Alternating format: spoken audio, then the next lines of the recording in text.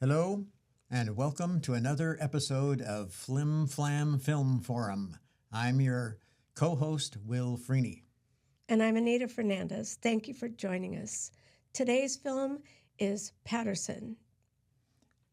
A film written and directed by Jim Jarmusch, with Frederick Ilms at the helm for cinematography, and edited by Alfonso Gonçalves, with music by Carter Logan.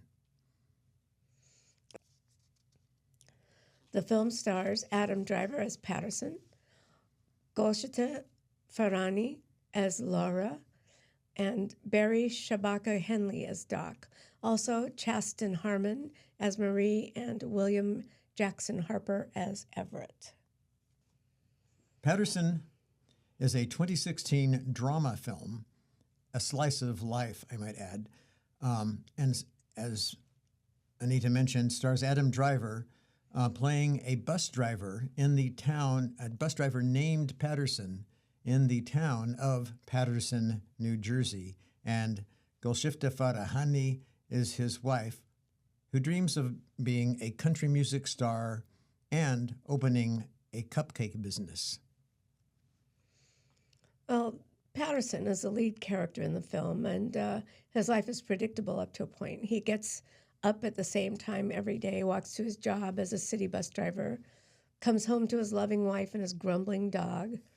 And Paterson is an everyday man who, at first glance, seems to be almost dull. He indulges his creative wife, who is constantly changing their home, her clothes, her cooking skills through creative means, mostly paint. But Paterson, except for the food. except for the food.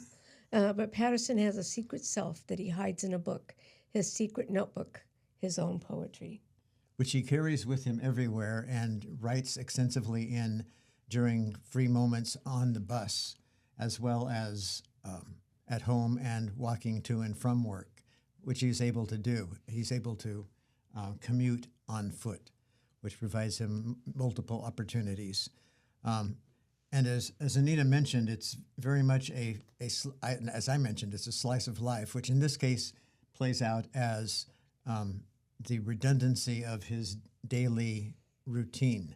He, as Anita mentioned, gets up, puts on his classic ancient Timex wristwatch, checks the time, makes himself a cup of coffee and a small cup of cereal before walking to work, while his lovely wife stays in bed.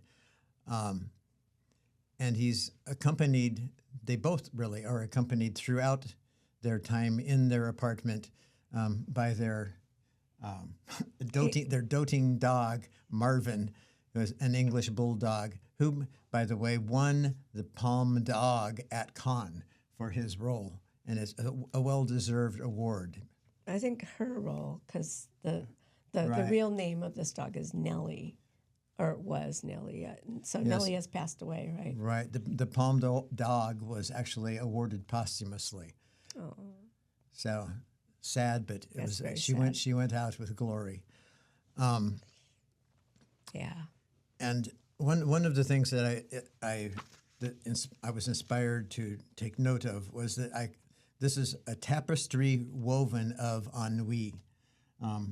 Basically, their lives, mainly Paterson's life, is one of doing the same thing every day. And Jarmusch captures that, as I also mentioned to Anita while we were watching it the first time, that Jarmusch really is a visual storyteller. There's no Right. narration, and there's not even an overabundance of dialogue. A lot of the time included in this almost 2-hour-long film is shots of the bus going down the city streets of Paterson, New Jersey.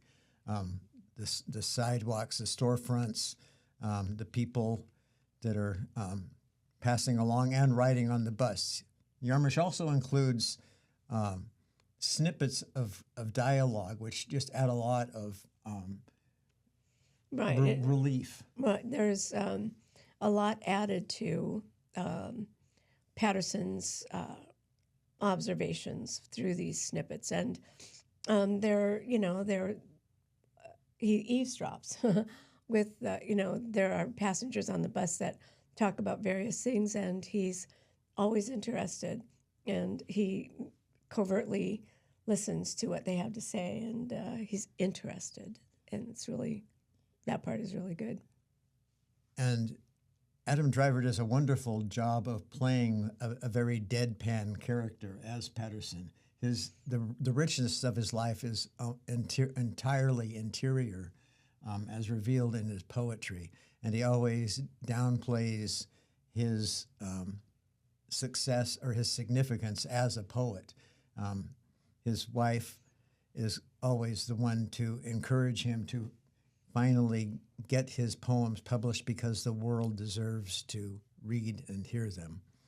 And throughout, and I find this remarkable because films these days don't really depict this, but they have this strong bond. They have this, he indulges her every whim.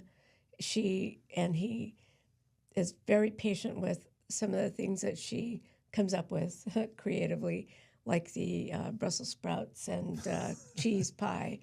And he gulps down a lot of water so that he can swallow. But the thing is that it's very apparent that they love each other very much, and she indulges him and encourages him, and he really indulges her and encourages her as well. She at one point makes cupcakes to take to a farmer's market, and he is nothing but complimentary about what she has to do. At no point do either of them put each other down or say, "Oh, you can't do that," or "That's not acceptable." Never. Or that's not a good idea, or Right. That's not enough. Right. The money that she makes for it, and she does really well and is elated with the money she makes from her cupcake sales at the farmer's market. And yet, from an objective perspective, it's barely enough to cover the cost of the guitar that she buys for herself, which she orders and then tells him, "Oh, I ordered your gift to me." Right. So hopefully, you, Anita, have a wider familiarity with Adam Driver's work, because I am honestly only aware elsewhere outside this movie of his work in the Star Wars right. industry. Well, I've seen him in far more emotional parts, like, and The House of Gucci.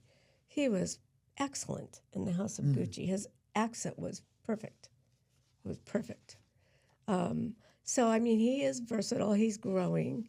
I don't think he has hit his stride yet. I think he's almost there, and he's made vast improvements over his technique, and but he is very natural on camera. That's one thing I like about him. He's my favorite actors are the character actors. However, he's the stalwart lead in this movie, and I appreciate that. He did a very good job. And I'm going to have to get good at pronouncing this name because we're going to be repeating it. His co-star, who plays his wife, is Golshifte Farahani, who is actually, her birth name is Rahavard Farahani.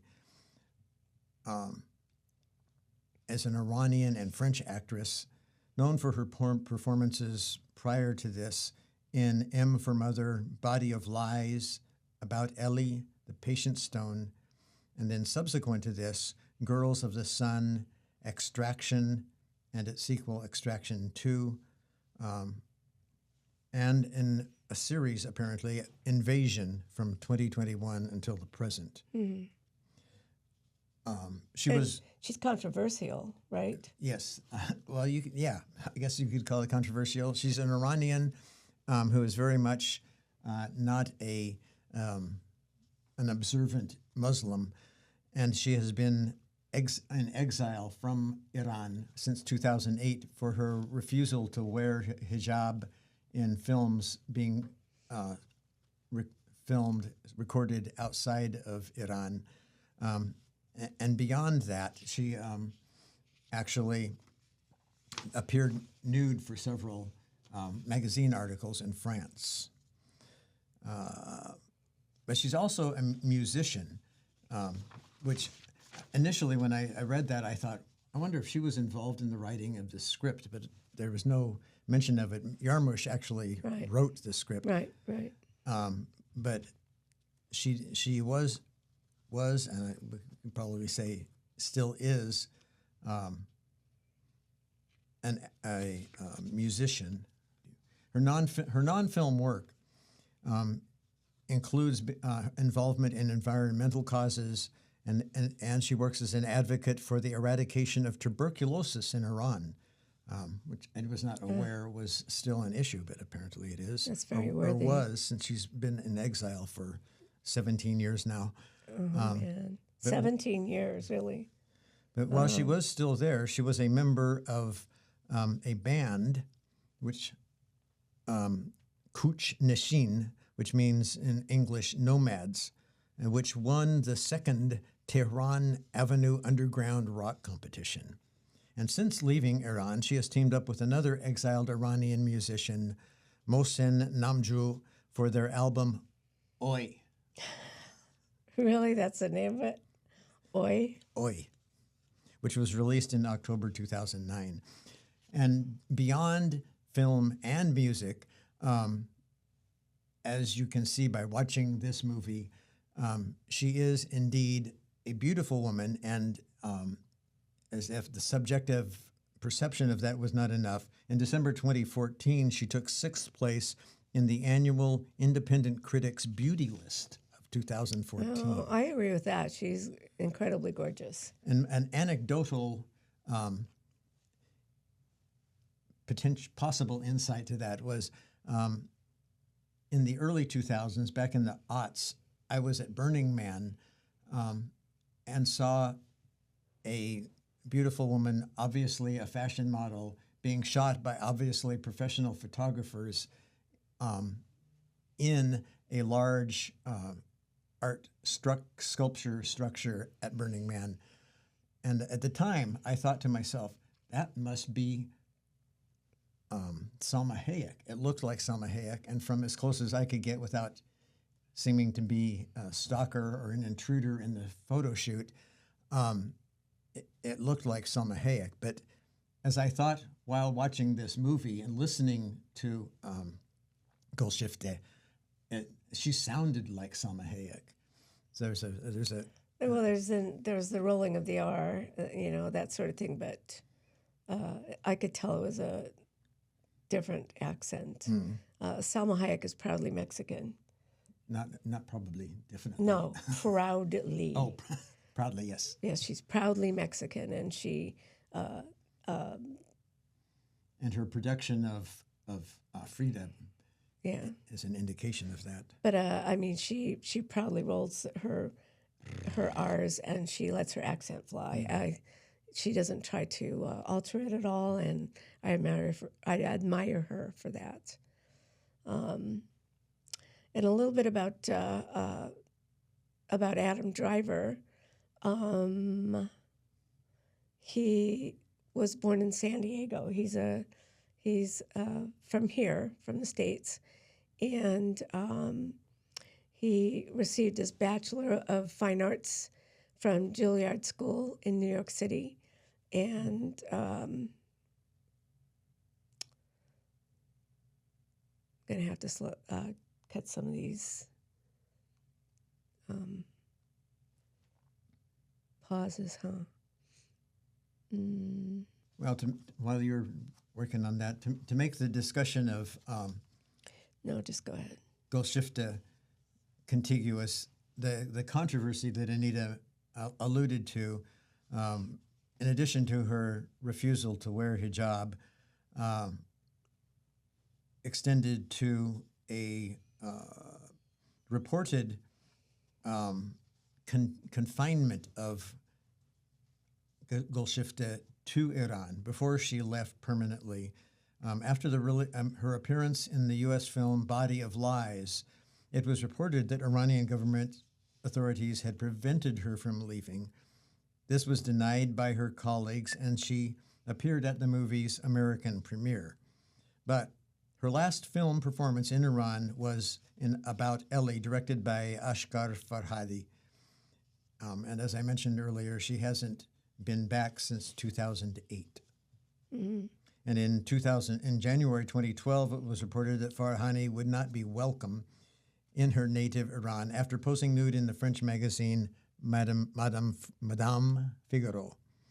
According to Britain's Daily Telegraph, Iranian government officials told her, quote, "Iran does not need actors or artists like you. You may offer your artistic services somewhere else." Oh, my. That's really too bad, really. And a picture from the shoot on her Facebook page initiated a lively debate about her behavior. She appeared topless in a short black and white film by Jean-Baptiste Mondino called Corps et âme, Bodies and Souls, and photographs taken by Paolo Reversi for an Egoist cover and editorial were fully nude. The last segment of our mention of the personal life of Golshifteh is that she's been a free spirit in every aspect of her life. In 2003, she married Amin Mahdavi, the brother of interior designer India Mahdavi, from whom she later separated. She was also in a relationship with French actor Louis Garrel, who directed and co-starred with her in Two Friends in 2015. And then, in a 2015 interview published in Grazia, Farahani revealed that she had married Christos Doria Walker, an Australian, 5 months earlier. As of May 2018, she was in a relationship with, I love this, and this is what made me make the connection about Burning Man, was that she was in a relationship with a, quote, German hippie whom she met in the Nevada desert at the Burning Man Festival. At the Burning Man Festival? Yes. So it may be that you saw her. Yeah. It may very well be. I'm thinking it was. But in November 2017, after living in Paris for 8 years, she moved to Ibiza. Oh, if only she had been there when I was there. Splitting her time between there and Porto, Portugal. And she had previously indicated that her intent to leave. She had previously indicated her intent to leave France, explaining that she was severely impacted by the bureaucracy and banking system.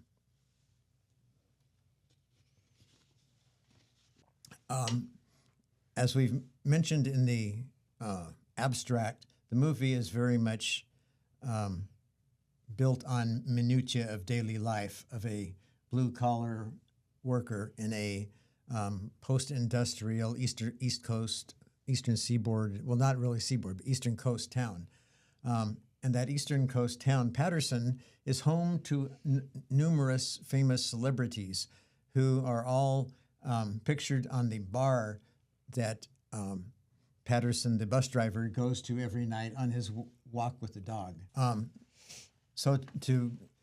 Without offering any spoilers, to detail the minutiae of Paterson's daily life, each day begins with he and his wife in bed, potentially in the dark, him picking up his watch, putting it on, and titled over the frame, "The Day Which is Commencing." So it's Monday through Thursday are almost entirely the same. The streets that he goes down are different, and the people talking on his bus are different, but the overall structure of his daily life. And then when he gets home, he has dinner with his wife, and then he takes Marvin the dog for a walk, leaving him parked outside the bar while he has one beer and talks with the curator of Paterson history, Doc, the bartender. And then Friday provides some significant change to that schedule, but essentially it's still the same. And then the weekend is full of the joys of the jubilation of his wife with her success at selling cupcakes, and then And she decides that she wants to take him out to dinner and to a movie. to celebrate. To celebrate. And so that's where everything upends. That happy act is one of the things that upends his whole week, his whole life. The tedium and routine dissipates right there. That is distinctly the denouement, Saturday night, and then Sunday creates an opportunity for life to go on. And I think that, in a sense, from beginning to end, this movie, as I said, is a slice of life, but it's a slice of life that graphically, dramatically presents the perspective that no matter what happens, life goes on. Life goes on, and that's how you face it. What you do with something startling or something tragic or something that upends everything, how you face that speaks volumes about your character. And there's often in stories an intervention by some healing force or something that helps to set right whatever has gone wrong. And in this case, it's a tourist, and if you can take it from there. But Paterson is really pretty devastated by what has happened to him, and he's going for a walk in the early morning, and meets a tourist to Paterson, New Jersey, who provides him an external perspective on life, really, but on art and on poetry in particular. It turns out that both of them are actually poets, and they arrive at a really a kind of Zen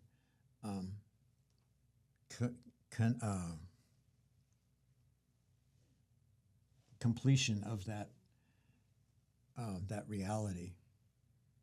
Right. This is something I did not know, but Driver this is from Wikipedia. Driver is a veteran of the U.S. Marine Corps. He was also the founder of Arts in the Armed Forces, a nonprofit that provided free arts programming to American active duty service members, veterans, military support staff, and their families worldwide. I think that's really, really great. We need more opportunities like that. Mm-hmm. There's exercise I've found with myself and with other people, that people exercise power that they don't really know they have. They aren't really aware that they have this power, but they let it happen. And with him establishing that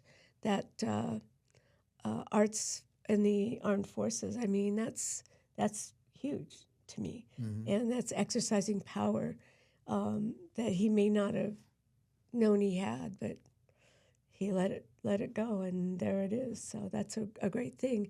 And I think that happens with films and with acting.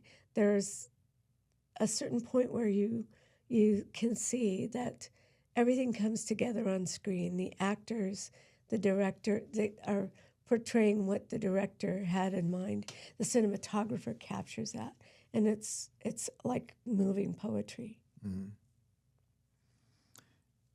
Moving on to one of the supporting actors, and in Burn After Reading, I highlighted the actor who played the CIA underling. And in this movie, that character that I would like to highlight is Barry Shabaka Henley, who plays Doc, the bartender. And if you watch a lot of movies or television, his will be a familiar face. Oh yeah, he's everywhere. He has a certain resemblance to. He's an older actor, but he bears a certain resemblance to Forrest Whitaker, whom Jarmusch used in Ghost Dog. But in Henley's case, in talking about coming late to the acting, or because Adam Driver became an actor as a result of his Marine Corps involvement. Henley actually didn't become an actor until he was 37, even though his mother was a dance teacher and he often tagged along to watch her recitals in New Orleans. During his childhood, however, his family moved to San Francisco, where he attended San Francisco Polytechnic High School and was taught by Johnny Land, whom I'm not familiar with, but it's a hyperlinked name. And his first true audition came at age 17 when he heard the Encore Theater was looking for a certain type. He was given the script, but did not think he was a good fit for the part and determined not to read it. But Henley has said since, quote, "On the bus from 45th and Quintana to Mason and Geary, it hit me. You know what? I guess this guy wants me to memorize this stuff." So I memorized it on the bus. Awesome. And he spent the next several years acting on stage before moving to the screen. I know that bus. I've been on that bus, that line. Yeah. Yeah. His early stage work included appearances with the San Francisco Mime Troupe, which makes him a thespian cousin of the late Bill Graham. Not well, and also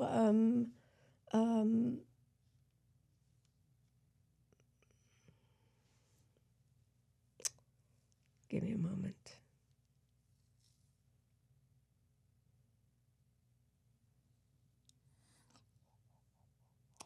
Mark from Mark and Mindy. Oh, Robin Williams? Yes. And also Robin Williams. Robin Williams was a mime in the park. I used to see him. Really? Yeah, I saw him at Washington Square all the time. Of course, he wasn't famous yet, but yeah, I saw him many times. And then he disappeared, and he was becoming famous. I had no idea. As far as Barry Henley, much later in his career, from 2019 to 2024, he co-starred in the CBS sitcom Bob Hart's Abishola as Uncle Tunde. That's where I see him that's okay. Yeah, I saw him in that show, and he was great. Yeah, if they keep you as a regular on a sitcom for 5 years, probably pretty good. Yeah. And his stage name, Shabaka, because he was born Barry Joseph Henley, but he is now Barry Shabaka Henley. The name Shabaka is taken from a pharaoh from Egypt's 25th dynasty who ruled from 721 to 707 BC, or BCE, as is currently appropriate. In addition, he made his first appearance at the age of 37 in the unsold television pilot Clippers. In Ali, he played Herbert Mohammed, and in Collateral, he portrayed a sensitive jazz musician living on borrowed time. He played Buddy in the 1998 How Stella Got Her Groove Back. I did see that. And Poker Face in the 1999 film Life. In 2004, he appeared in Steven Spielberg's The Terminal, playing an airport U.S. customs officer.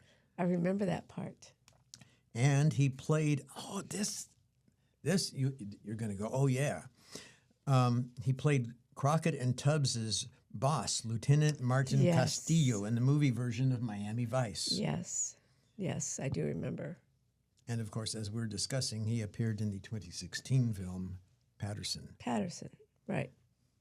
He also, may I continue? Please. He also appeared in television series Robbery Homicide Division and Barbershop. I didn't know Barbershop was a television series. From 2009 to 2010, he played FBI agent Vreed in the television series Flash Forward. In 2010, He played Dr. Olson in season 3 of Lie to Me. Ah, the Dennis Leary vehicle. No. Isn't that Lie to no. Me? Isn't that Dennis Leary? No, that is Nate. Oh my God. Lie to Me. Oh my God, he's the English actor. To me.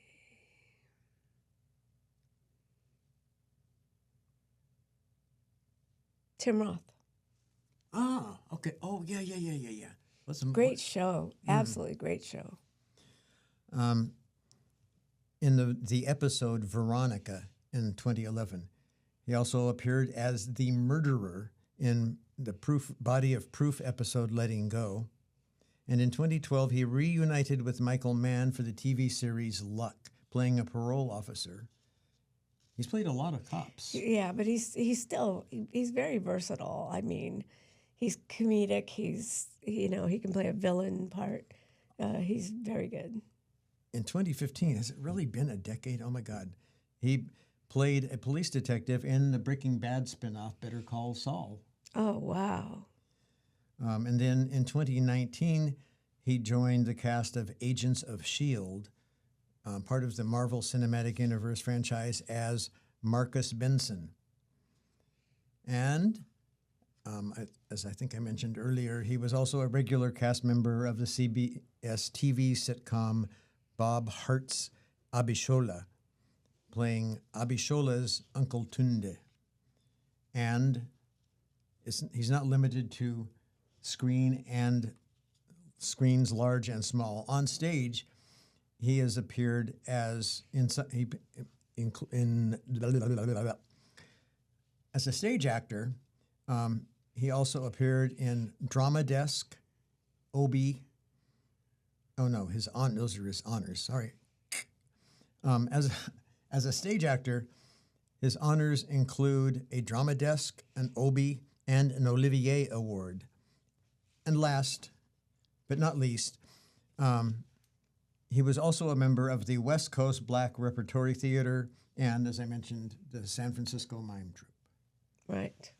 He is an actor's actor. Yes, for sure. And he's one of those actors that we take for granted. He's a staple. You know, he's always propped up kind of in the background and yet not, but he's a second banana and he's great. I mean, you can always count on him to give a great performance and be the character. So I really appreciate his acting.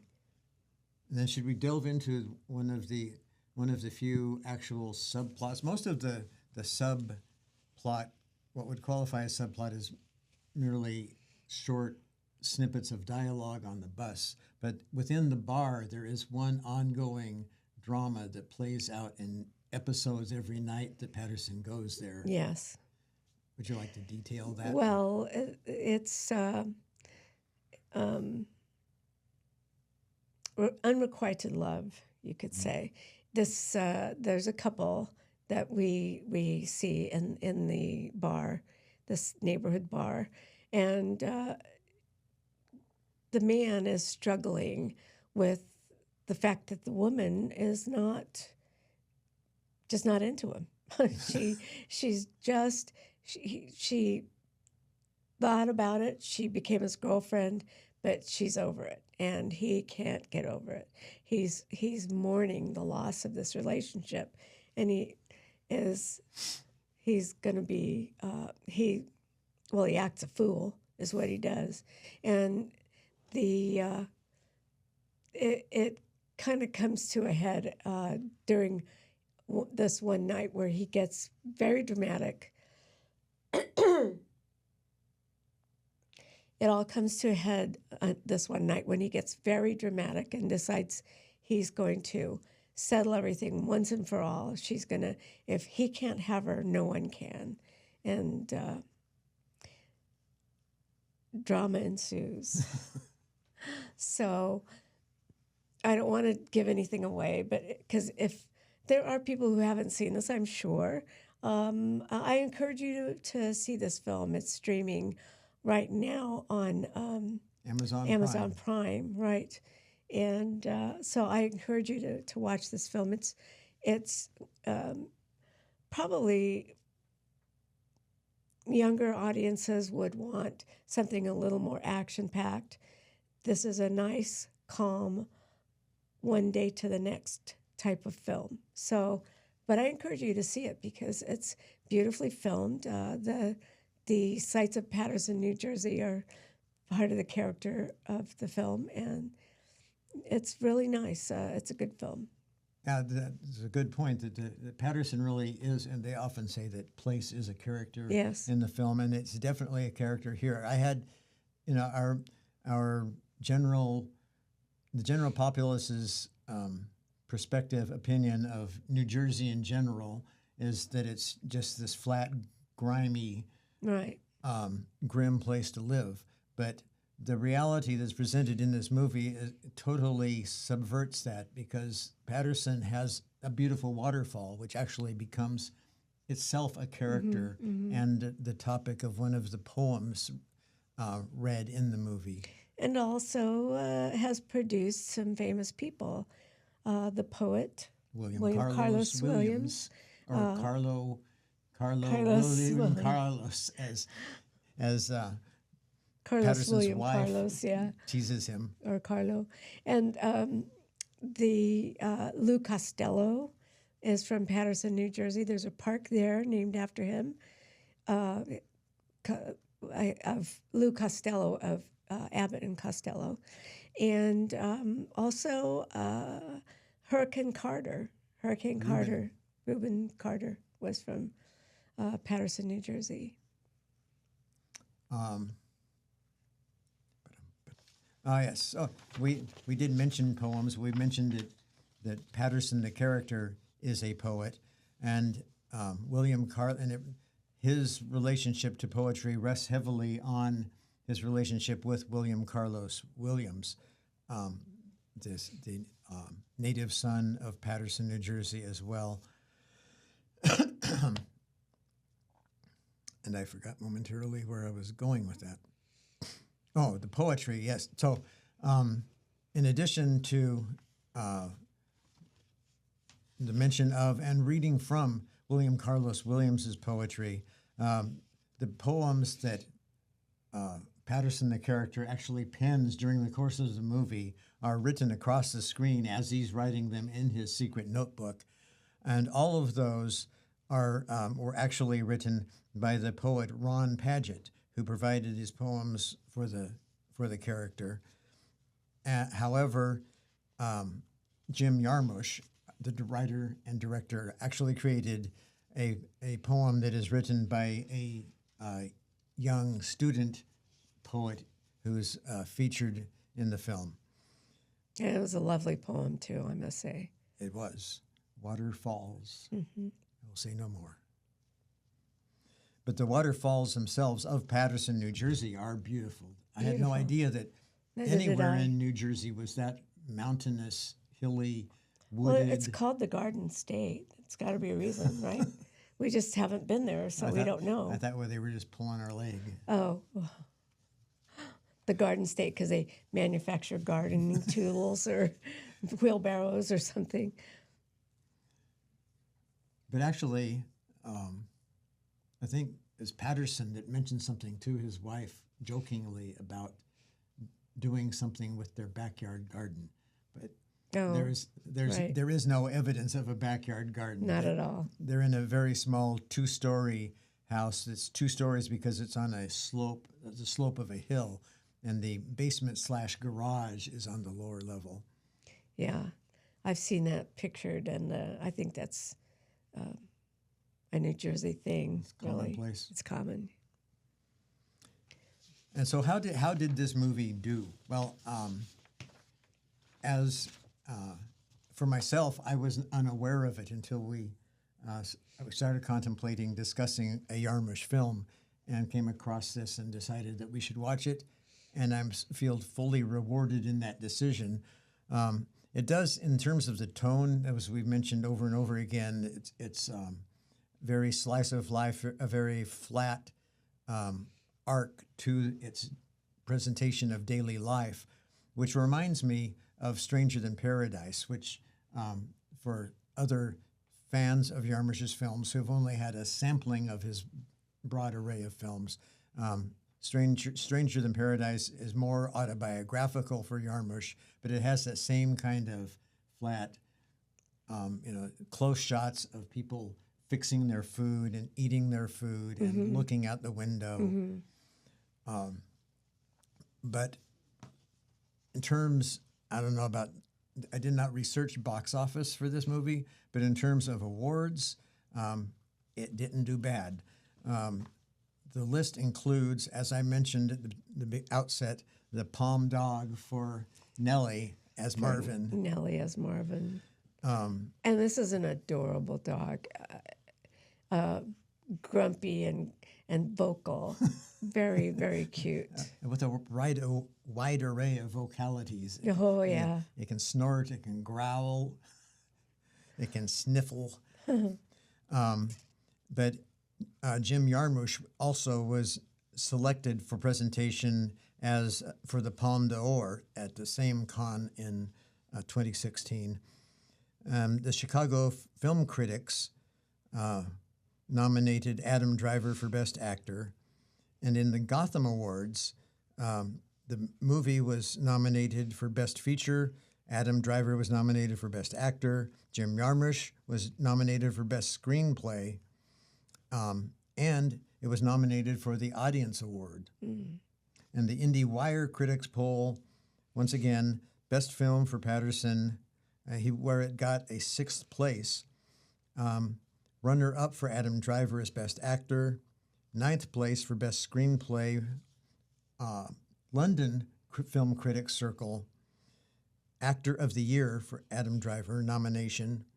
And Adam Driver won Best Actor with the LA Film Critics Association. The National Society of Film Critics gave Adam Driver a 3rd place for Best Actor. The Online Film Critics Society gave Paterson a Best Picture nomination and Driver a Best Actor nomination. San Diego, his hometown for Driver, gave him a Best Actor nomination. And Toronto Film Critics Association gave him Best Actor. He won the Best Actor award from the Toronto Film Critics Association.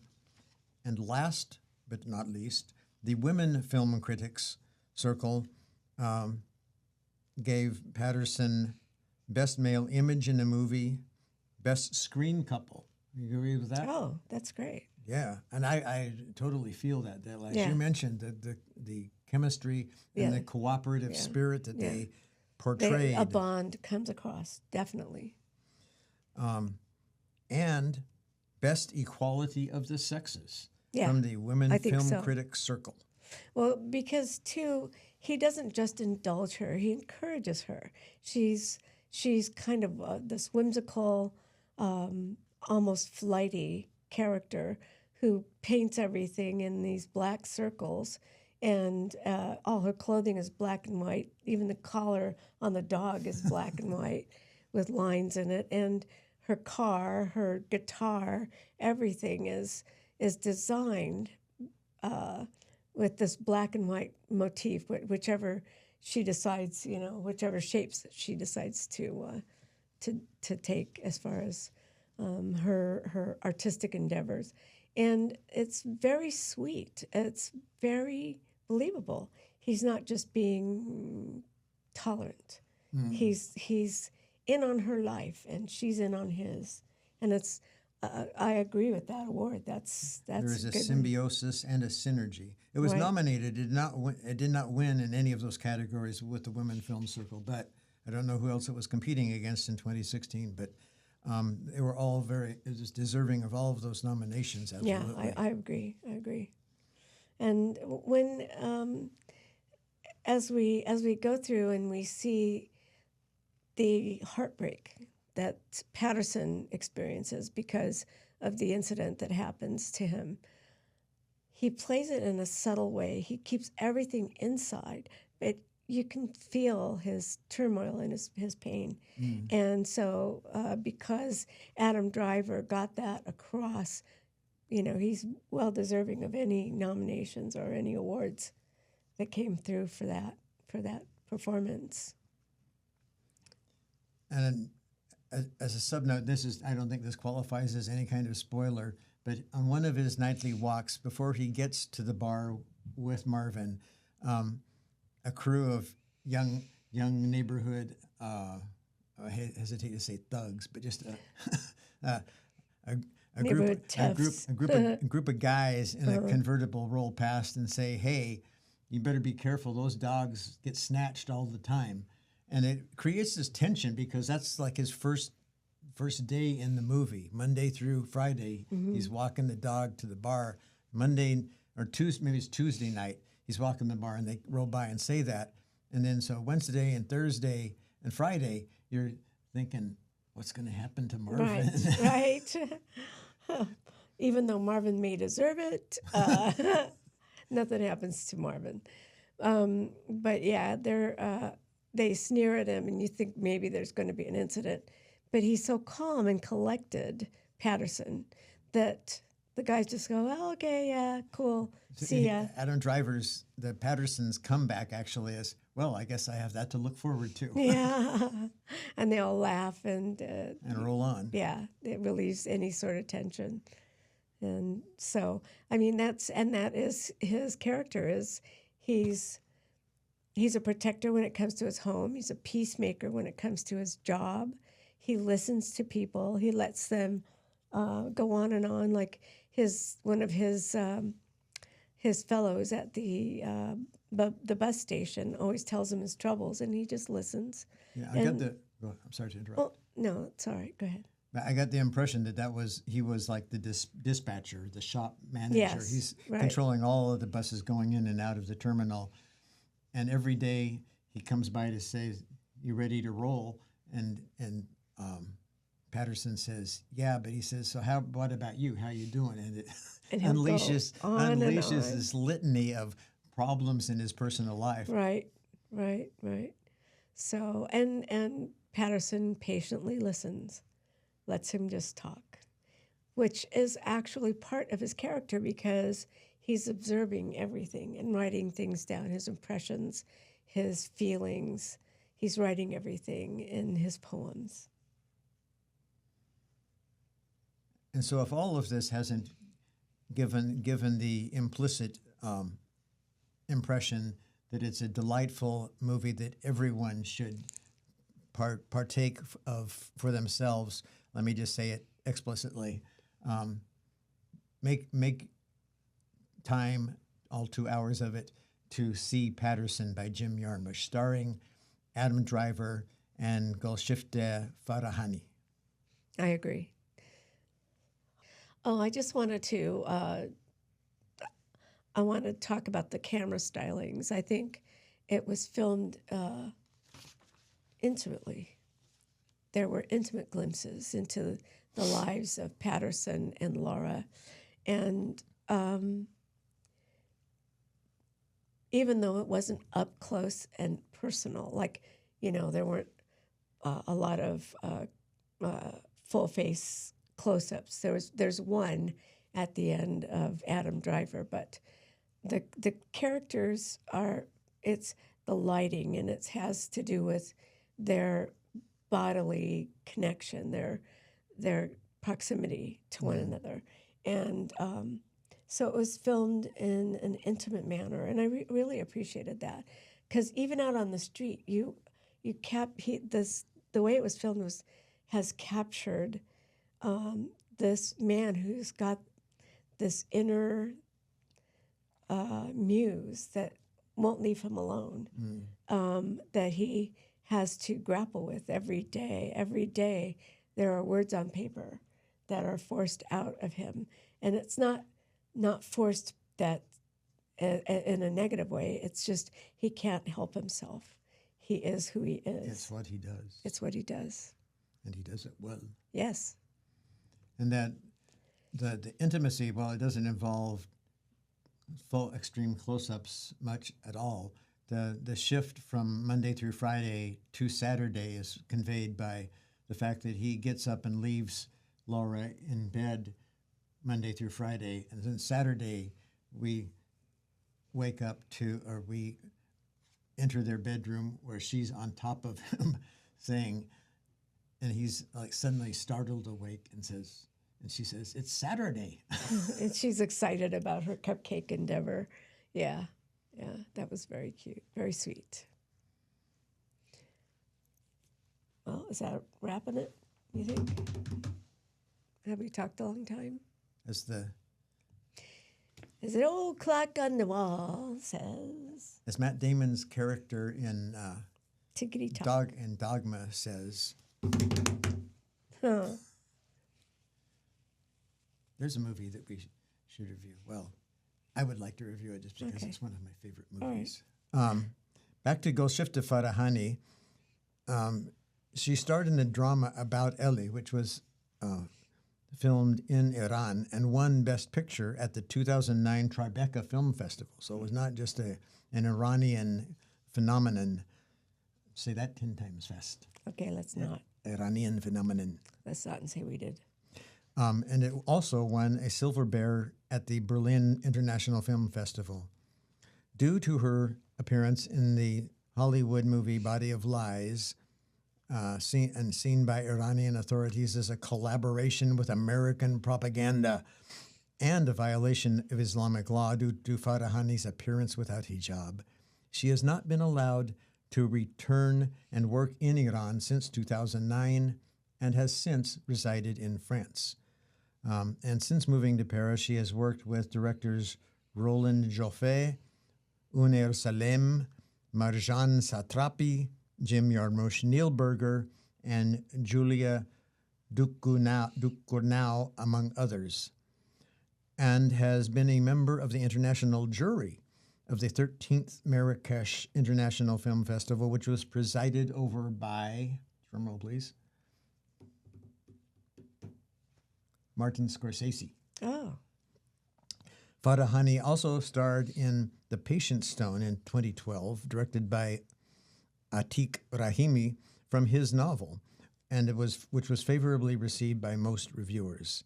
She also starred in a 2012 César Award video in the Most Promising Actors category. Fabulous.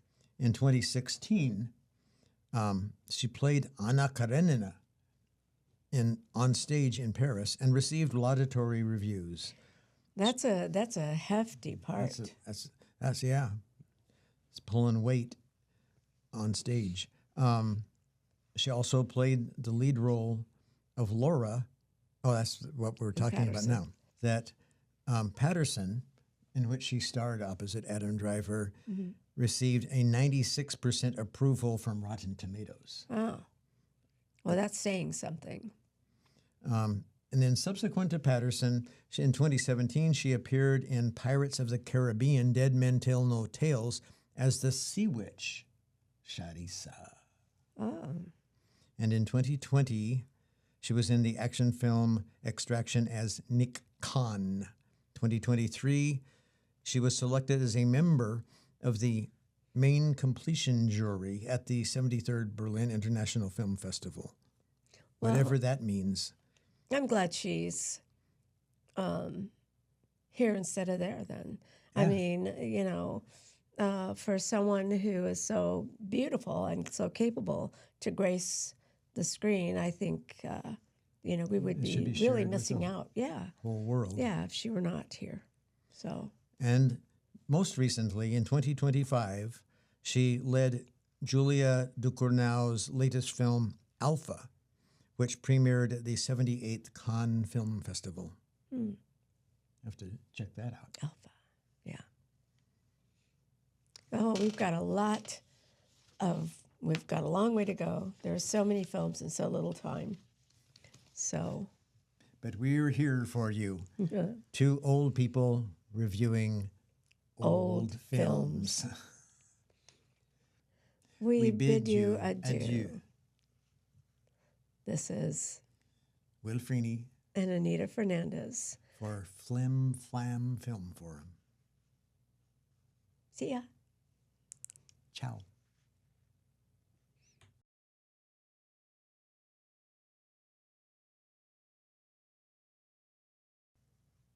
Good night, Greasy.